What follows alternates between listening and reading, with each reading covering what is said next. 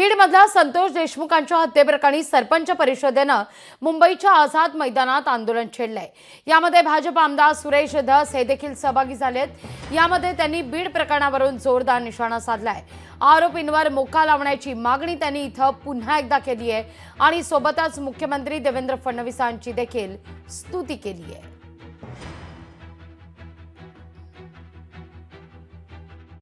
या लोकांचे जे आका आहेत यांना जे सांभाळणार आहे हे 100% हे 302 मध्ये येणारच आहे। तुम्ही आम्ही म्हणलो नाही म्हणलो तरी बी ऑटोमॅटिक येणार आहे।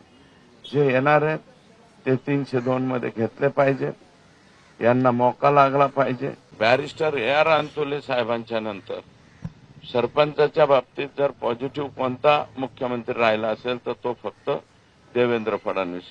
मधल्या कोणत्याही मुख्यमंत्र्यांनी एवढं पॉझिटिव्हली सरपंचाकडे बघितलेलं नाही, तेवढं त्यांनी निश्चितपणे पाहिलेलं आहे।